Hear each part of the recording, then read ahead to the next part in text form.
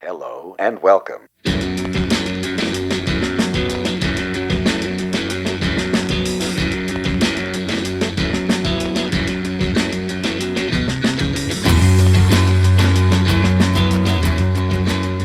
Great. Well, welcome back. We're back to the show. It's been a couple weeks because we've been so busy. We were just at the Folk Music Ontario Conference this past weekend in London, Ontario. But we have Rhonda Head with us here today. Thank you so much for coming, Rhonda. Thank you for asking me to be part of the show today. Yeah, it's great. And we first met at the Banff Centre, and that was a few years ago now. That's it was correct, pre-pandemic times when times were good and people were doing stuff. And that was part of the intensive Indigenous singer-songwriter program. Right. Right. And you were there for 3 weeks, and you got to work with other musicians, and you got to record in the studio. Yeah, that was a lot of fun. We got to meet some musicians from all over the place, all over Canada, and some from the United States. It was a really great experience, and we all got to share our music too. We had a concert, and then we got to record our songs. Right, so that was a lot of fun. Fantastic, yeah. And a great bunch of people too. A lot of fun in the Mac Lab, of course, in the evenings, right? But you haven't stopped. You've been so busy since the Banff Centre, since I saw you, because then we bumped into you at FAI New Orleans, and you were off to LA to attend the Grammys. Right. And you're involved with the Grammy Committee. Maybe tell us a bit about that and kind of how that sort of happened. Okay. Well, at the time, I got asked to vote for the Best Regional Roots category, but since then they've changed the way they do their voting. So they did away with people coming in to vote for different categories. So they've opened it up to all the Recording Academy members. Okay. And I also attended the Grammys, and they were held in Las Vegas last year. Oh, okay. Yeah, so I got to attend there, and it was so much fun, and went to a VIP after party in my gown, and I accidentally fell in the pool. Oh, really? Oh, wow. In my gown. Okay. Hopefully it wasn't a deep pool. You were okay. No, it was. I was able to stand up and. Okay. Yeah. Okay. Well. And swim around a bit. I'll be careful. Did you have an extra, set of clothes, or you had to go back to the hotel? I guess. No, nobody wanted to leave the party, so I had to stay there and drip dry. Yep. Okay. Actually, we were the last ones to leave the party too. So. Okay, so you're probably dry by the time you left the party. I was dry by the time I left the party. And Vegas is hot too, so. Oh yeah, it was a great time, great weather. Yeah. So it was probably refreshing. Yeah. Going in the pool. What happened in Vegas didn't stay there. It went on Facebook. That's right. Now remember that, people. So you're also submitting a song to be considered for the Grammy Awards, and that's at 500 years. Is that correct? That's for they're doing a special award this year for social impact song, best social impact, and I submitted my song 500 Years for consideration, and I also submitted I recorded an EP called Ancestors, and I collaborated with a bunch of different artists in Manitoba, and I submitted that as well for Best Regional Roots for consideration. Oh, excellent. And who were some of the artists that you worked with from Manitoba? I worked with Jeff Monkman. He wrote Rain Dance, and I recorded it. And then Fred Mitchell, he wrote Coming Home, and I recorded it. And also Tim Crewley, he wrote Falling's Not Goodbye, and then I recorded it. And I also submitted two of my own songs too, 500 Years and Kisagitin, I Love You. Okay. And 500 Years. That also, there's a ambulance going by. Hold on. There's a hospital just right there. So that's right. So 500 Years, that was also won an award, I see. Or was considered for award, is that correct? It actually won 3 international awards. Oh, fantastic. Wow. Yeah, for a global music award for Best Protest Song. It won Best Vocal Song for One World Music in UK. And it just recently won a Lit Talent Music Award for Best Social Impact Song. Oh, excellent. And maybe tell the people that haven't listened to it yet, maybe what the song's about and where they can find the song. Okay, the song is about residential school and my mom's experience in the residential school. We talk about the children that were found that are still being found in residential school sites across Canada and United States, and also about missing and murdered women, all our issues that we go through as Indigenous people. And you're also, I guess, no stranger to awards. You've received various other accolades and awards in the past for your vocal work. I have, yeah. My recent award that I won with the Lit Talent Music Awards made it number 12. Oh, great. Excellent. Yeah. Mm-hmm. And you're formally trained in music as well. I am. I studied music classically, and I just because I studied it, I still continue to take lessons, and you're always learning. Our body's our instrument, and we're always fine tuning it, and we're as we grow older, our bodies are changing, so we always have to, I always take voice lessons all the time.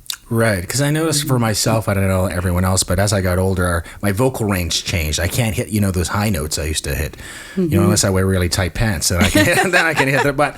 And then you kind of have to adjust, and even sometimes I find myself practicing even more than I did when I was younger. Do you find yourself doing that too, or? I practice. I practice too as well. Yeah, to keep my range of my.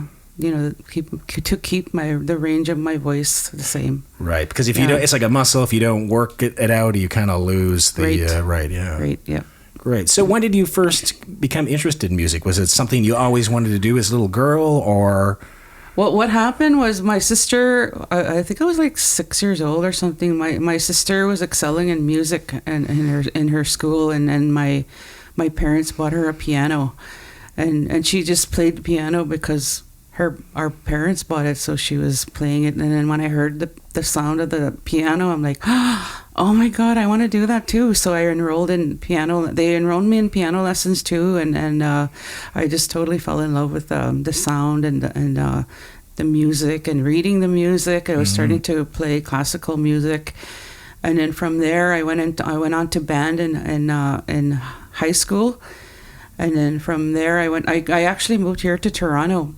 And I was taking fashion. I went into fashion school, and I thought, well, nobody knows me here, so I'm going to either go into music, voice, acting, or dancing. So I already had a musical background, so I decided to go into voice.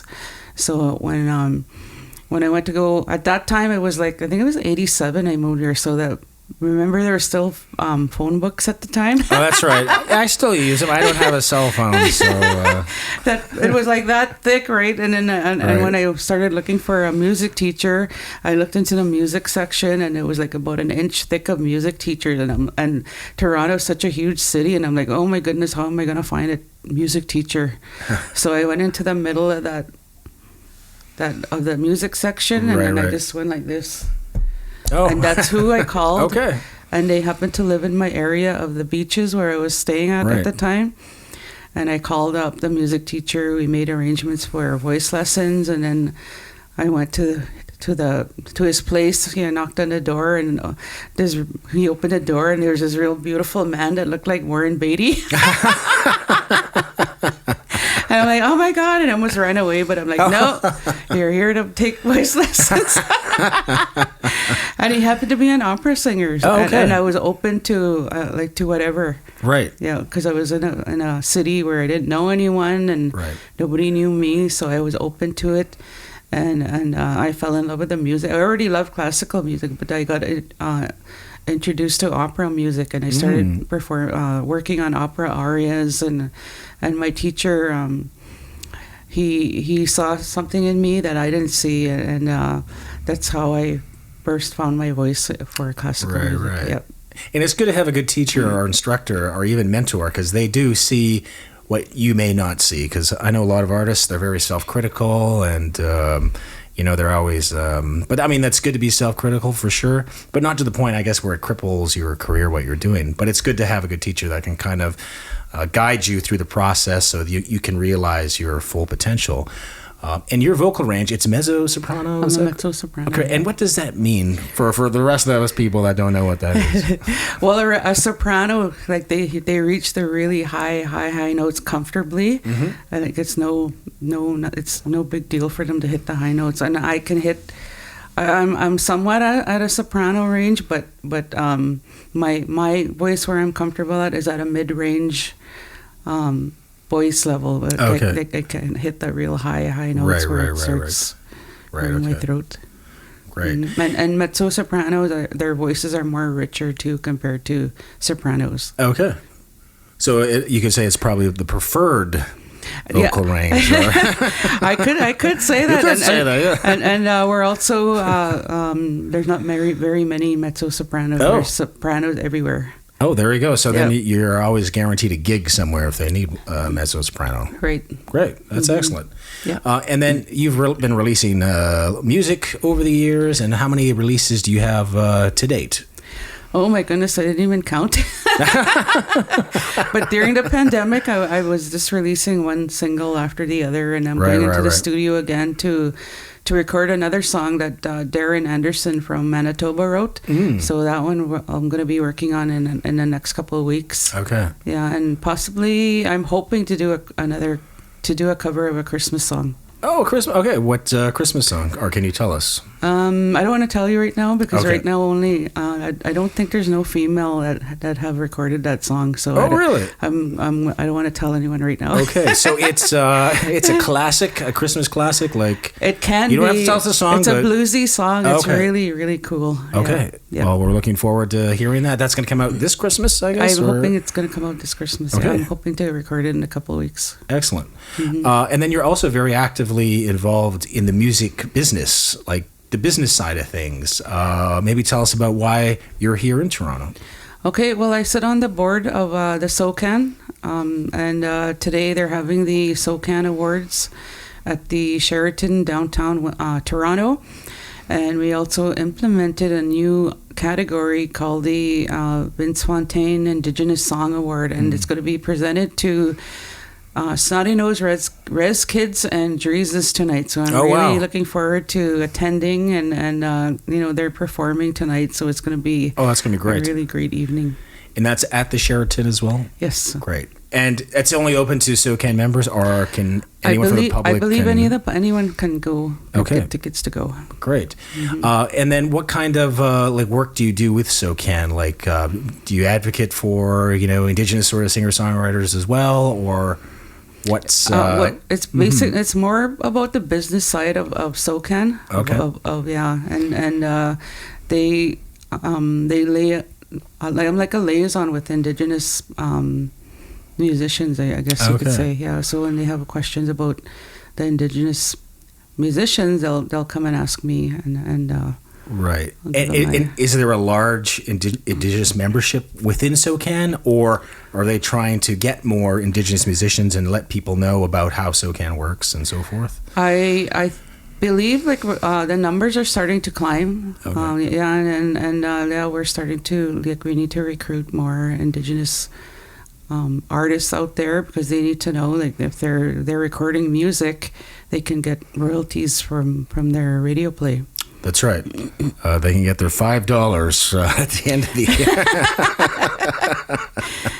year. But it's difficult because I don't know all the rates, but how SOCAN pays royalties. Obviously, if you get more airplay, say you're Justin Bieber or Lady Gaga, your checks are a lot larger than if, say, you're an independent musician who might get $100, say, after 6 months. So is there any initiatives that SOCAN is trying to introduce to try to get more revenue streams or more money, say even from streaming services like Spotify and all those other, because they pay fractions of a penny in terms of royalties to the artist? Well, I know in order for musicians to get money from distribution, you need to have that IPI number from SOCAN, like when you go through DistroKid or CD Baby. So that's where a lot of the revenue comes from that. You need that IPI number in order to start getting your royalties, Right. because there's other areas too to get revenue from. Okay. When you register with SOCAN, and then Okay. and then you're also copywriting you're protecting your music when you Right. when you register your repertoire in SOCAN. Right. And what does Yeah. IPI stand for? IPI is like it's kind of like a IRSC, it's a code for your each Right. song has like its own number to identify you. The IPI is like your own, like for yourself. It's kind of like a social insurance number. So it's a unique number that no other song will that have. only Right. you will have it. Yep. And that number is required when you when you submit to CD Baby in order for them to collect royalties for you. I see. Yep. Okay. And is SOCAN doing any other outreach? As you mentioned, they want to engage more with the Indigenous community. Are they going out to the communities and maybe doing workshops or information sort of seminars? I believe the staff have been doing that. Okay. Yeah. Like at the board level, we're not looking at after that part. Mm-hmm. It's mostly the business part of what goes Business part, I on. see. there. Okay. Great. And then what other things you're involved in? Obviously, you're mentioning the Grammys, and there's other associations. It seems like you got your hands somewhere and busy in different things. Yeah? I'm also working. I also do contract work with Manitoba Arts Network, and right now, we've been, or in a couple of weeks, we're going to be working with the emerging artists that we've been working with for a couple of months, educating them on touring and showcasing and. Excuse me. The Manitoba Showcase is taking place at the end of the month in Portage La Prairie, and the participants that have been going through the touring and showcase program, they'll be showcasing there and participating in workshops that'll be going on throughout the weekend. So that's coming up, and I've also been working out with artists and musicians in Manitoba and touring them in Manitoba. So it's just it's been an incredible journey. It's great to work with the musicians and then the emerging musicians. Really great to see how they blossom in the music industry. Like this is our fifth year we've been doing it, and some of the artists that went through the program have become stars. Like it's a great program for them to come through and just to see them blossom is really rewarding. Oh, that's great. And who are some of the notable performers? I mean, that you can think of off the top of your head. Brandy Vezina, Gator Bolio, Kenny Henderson. Who else? Oh, my mind's going blank here. Oh, Kristen McKay, Sherry Shorting. Okay. Stun. Great. And it's all different types of genres these artists are performing? All different types of genre, yeah. There's hip-hop, country, pop, folk. Great. Yeah, it's really... Prog rock or... No? Okay. No metal? Okay. Not yet, anyways. Not yet. Yeah, okay. So what are some of the challenges that you see within the mainstream music business and sort of connecting with Indigenous artists? The challenge that I see now that I'm getting more involved in the music industry is that the Indigenous artists need a bigger platform to showcase their music. And I always believed in our Indigenous musicians. I think that they're just as good as Juno winners or Grammy winners. They just haven't given that that platform to showcase their music. Right. So like more, I guess, performance or showcase opportunities, like you said, like at the big sort of events like Canadian Music Week or North by Northeast or even Folk Music Ontario or FAI. At least, I mean, with Folk Alliance International, the Indigenous Music Summit has had a presence there for the past couple conferences. Maybe not during COVID. I know things were kind of more virtual. And it looks like they're trying to also get Indigenous musicians more into the mainstream. Right. Yeah. And now, do you think we need more organizations or initiatives like that? I think so. Yeah. Like just give our Indigenous musicians to showcase their music and for a chance for their music to be heard in bigger platforms and more ears listening to their music. Right. And it seems like there's also a disconnect between Indigenous musicians, say, in Western Canada versus Eastern Canada.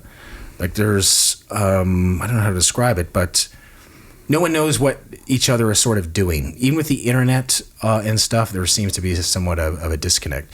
Do you think there's going to be some sort of organization that kind of unites us all together? I think that's a great idea. Yeah. Yeah, and now that you pointed that out, there is a disconnect, and because the only reason why I know, I know some musicians from the East Coast and from the West Coast, but there really isn't a joint organization where we can all join and listen to our music, and that would be a great platform to share our music as well. Yeah, and I think they are working on something. I'm not right, Laura, the Indigenous Music Office, or right. So so I think that's in the works. But of course, all these things take time to develop, and then they got to hire people to run them and stuff too, and funding. But I think we are moving in the right direction because we have more representation in various aspects. Even the Junos getting to the mainstream categories, and even the Polaris Prize. And so forth and so on. So it seems like each year we are making these, great leaps and bounds. Yeah, I think that's a really good point too. But I also wanted to mention that our nation was traumatized, right? And we're slowly catching up to society because we're so busy healing. And, that's right. And but you're saying that our Indigenous musicians that are finally getting into these different mainstream awards, and I think that's part of it. Like we're starting to get to heal, and plus we're because of that Children Found at Every Child Matter movement, that's opened up a lot of people's eyes across the country and the world, and we're finally being heard as well. Right. Yeah, and we're catching up. Right. Because the process of healing, where that took a lot of time, obviously, before we could go out and do these sort of amazing things. So I guess what's next on your plate? What's next for Rhonda Head? I want to continue to record. I want to continue to help Indigenous musicians tour. So. There's always something new coming up for me. I'm never sitting idle. Well, I was sitting idle for the past 5 weeks because I got into an accident. I hurt my collarbone. Yeah. So I was forced to sit back and take it easy. Yeah. Did you get caught up with Netflix or paperwork? That's the first time I watched TV, and I quit watching TV for 6 years, and then I've just been watching lots of TV. Oh, now you're hooked. Now you're hooked on it again. No, I'll be getting back to work. Writing down all the stuff that I want to do and catch up on, and yeah. So I'm just always on the go, always doing something, and then we can't as musicians, we always have to go out there and hustle, and because people will forget about you real quickly if you're not out there promoting yourself or other musicians. Yep. That's right. Well, that's what I think we recognize about each other at BAM Center. We're both hustlers, and we're always out trying to, make things sort of happen and all that kind of stuff, right? Yeah. Because you have to, because no one else will do it for you. That's right. Right. That's right. So say, for example, you won the Lotto 649, you won $70 million. And aside from buying yourself a nice new house and some nice new shoes, I love your shoe wardrobe. Thank you very much. And I like how you let people vote on what shoes you're going to wear at the event or the party. That's great. Yeah, I love that too. So say you won all this money and you wanted to, use, a couple of those $10 million to put towards the music industry or Indigenous arts. Do you have any projects or ideas? I do. I want to open an event center, like an arts event center, to for our artists to come and perform. I want to do I would do a major Indigenous music festival and to give workshops to the youth. And I want to travel and tour the world and share my music and share our stories. Right. Yeah, I think we all do. Right. That's for sure. I'll take a group of us. Yeah, okay. All right. Well, better buy those lottery tickets. You're coming with me, Mark. All right. Well, that's excellent. So do you think there should be more opportunities or initiatives to have like training for Indigenous people that want to work in the arts, like not just how to perform, but say someone wants to learn how to manage a band, or they want to be a radio tracker or something from the business side? Oh yeah, we need a lot of that because I believe that's a missing area in our Indigenous market, because a lot of musicians just they record a song and then they don't know what to do with it after that, because that's just like a little piece of the puzzle. Like there's marketing and there's touring and there's videos and social media. Like there's so much more that goes into just recording a song, and that's some of the things that we talk about in our emerging artist program that's going to be happening in a couple of weeks in Portage La Prairie in Manitoba.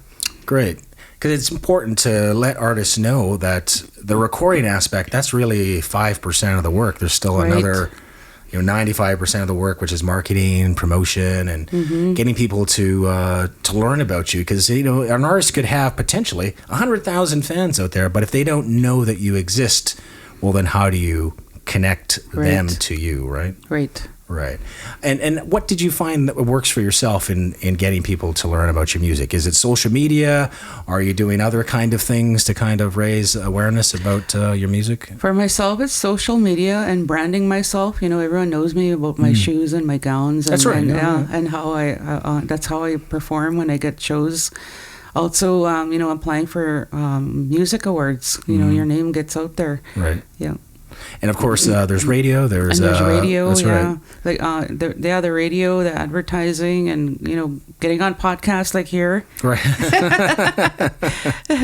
Like really doing a lot of self promotion, and it's not a time to be humble. I know a lot of our Indigenous people were taught to be humble. Right. But if we're going to be an artist, we can't be humble. It's our duty to share our talent and our work.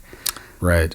Because I think some artists, they feel kind of shy about promoting themselves. They almost feel like they're boasting. Yep. But they're not. Nope. You're promoting yourself just like Nike would promote shoes, or Fender would promote guitars, and that's kind of what you have to do, especially I think in this day and age, because there are so many artists now releasing new material.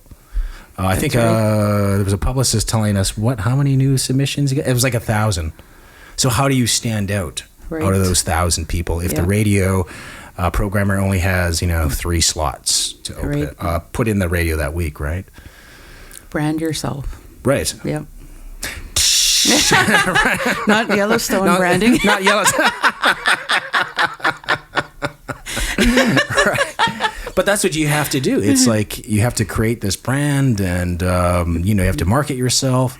And for a lot of artists, I think that's somewhat they get overwhelmed because their skill set is that they're creative. But would you suggest then these kind of artists find someone to work with, whether it's someone they trust or maybe someone who just graduated from like music management school or something? I think a lot of Indigenous artists are open to helping up and coming artists. So I think if they reach out to an artist, they would. I'm pretty sure they would help them out. Right. Because we always try to help out artists as much as we can, and that's kind of why we started the label. Because, like you mentioned, when I was recording and producing artists, to them they thought once they finished the recording, they were done, and the record would just somehow magically find its way into people's ears. And then they're stuck with, box of CDs under their bed like I do. But the next big step is the marketing promotion. And that's where I think most emerging acts kind of fail on that front. So it's good to have these seminars and programs like at Portage La Prairie. That's where it's going to be happening. It's called Manitoba Showcase and Indigenous Touring and Showcase program. Great. And are there any other programs that you're aware of that people should get into in order to learn more about how the business works? I believe some of the provinces across Canada, they have like an Indigenous music program, because I know in Manitoba we have Indigenous Manitoba music. Right. And they're a good resource to have. And if I know Saskatchewan has one too. I think BC and Alberta are looking at starting one too. Right. And we know that Saskatchewan has one. Do we know what it's called? And we'll look it up, post the link. Because Manitoba Music started the AMP Camp years ago. Do they still do that program? Maybe now COVID, it's not happening. But I think they still do. They still do the program. Yeah. Great. Yeah. And that was a great way for people to get together and also meet other musicians, because they took, it was everyone, like from across Canada. It wasn't just Manitoba, right? Right. And I believe one of our artists, JC Campbell, was in that program many years ago. Yeah, I was in that program as well. Many years ago. Okay. And then who else was in the program that kind of went on to bigger and better Twin things? Flames was there. Oh, right. Excellent. And they're like doing they're hot right now. They're fantastic. I love them. I love them both. Yeah, for sure. Yeah. Great. They were part of the program, I remember. Excellent.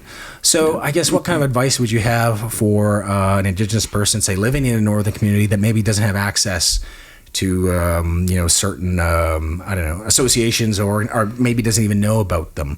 What would your advice be to that person who wants to become a professional sort of musician? I would tell them to join Manitoba Music. Watch out for the next intake of the Manitoba Arts Emerging Artist Program.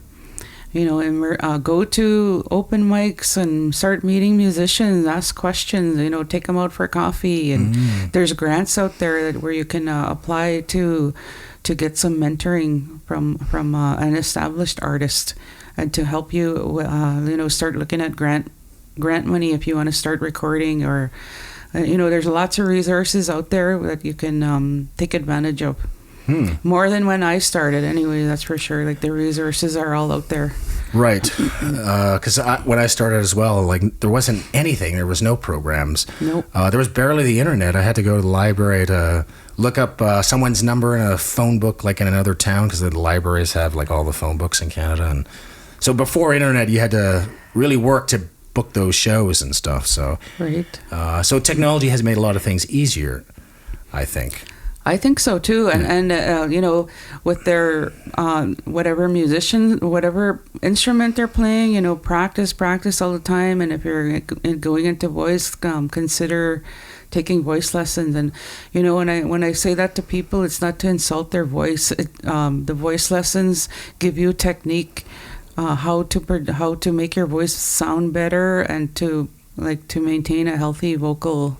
A voice to so you could continue singing for a long time.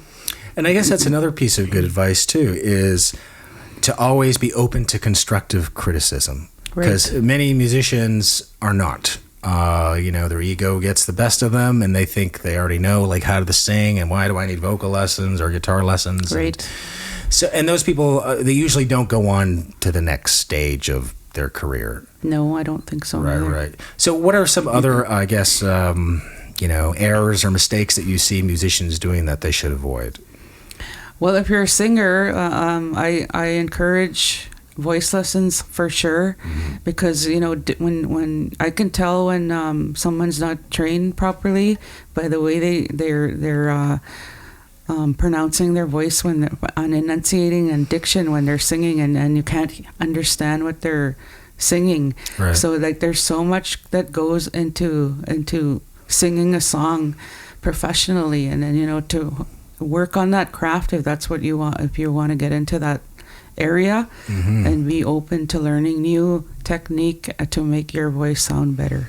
Right. And it's a constant process, like you're saying. You just don't stop after your 10 lessons. You keep going. You have to keep going. To build that sort of that muscle. Yeah. And that goes the same for songwriting as well. Right. Like if you only write one song a year, well, how good are you going to be at writing songs, right? And how many songs do you write, like say in a year or in a week or a month? What happens to me is the song comes to me, and I just write it right there. Okay. Is it the lyrics that come first, or is it melody? The lyrics come first. Okay. And then you work out chordal sort of arrangements after that. And how I compose my songs, I take pictures of the landscape of where I come from, and I the tops of the tree, the tree line. I pinpoint that on a musical graph, and that's where my melody comes from. Excellent. And Yeah. did you do that at the Banff Center while you were there? Yeah, Okay. I did. Yeah. Great. And I love that song that you Played. That's right. You got to get the video where the guy falls through the trap door. We'll shoot that video for you, Rhonda. Could fall out of that That's right. ship. Well, we don't want to keep you much longer. We have just a couple more minutes left in the show. Any last words of advice or encouragement to artists out there, or any shows you want to plug that you have coming up in the near future? I'll give some advice. If whatever genre that you're thinking of going into, follow your heart. Just because, like for myself, when I was growing up, it was all country, and I tried it, and I couldn't connect with it. Mm-hmm. So I was always into classical music, and that's where I went to. Follow your heart, because that's where your music comes from, your heart, and that's my advice. Right. That's great advice, because then it's more genuine. Right. It's hard to be someone that you're not, and have the audience connect to that, because the audience will recognize that. They'll know that definitely. They'll know that you're being a phony. Yep. You're a big fat phony, right? Exactly. They will know for sure. They'll know for sure. Me and Mark will know. That's right. We'll know. We'll be watching you and secretly judging you. Well, that's great. Thank you so much, and it's great to see you. And I know you have an award show to go to, so have a great time at the show. And there's performances, you said, by somebody you know as Res Kids and Drizzt, yeah. Right? Excellent. And they are receiving the award named after Aaron and Vince Fontaine's honor, which is great. Yes. Yeah. And that was such a tragedy to lose him so young. Like that too. Yeah, So. it was. Yeah. But thanks again, and we will catch up with you at one of the conferences, I'm sure, now that things are opening up again. Now Yes, that COVID's for sure. over, hopefully. Yeah. Yes. Are you going to Folk Alliance in February? I'm going to the Grammy Awards. Oh, you're going to the Grammy Awards. Okay, well, I understand. That takes precedence. That takes precedence. All right, very good. Especially if you get a nomination. Great. Well, thank you so much, Rhonda, and we will catch up with you again in the near future. All right. Thank you for having me. It was a lot of fun.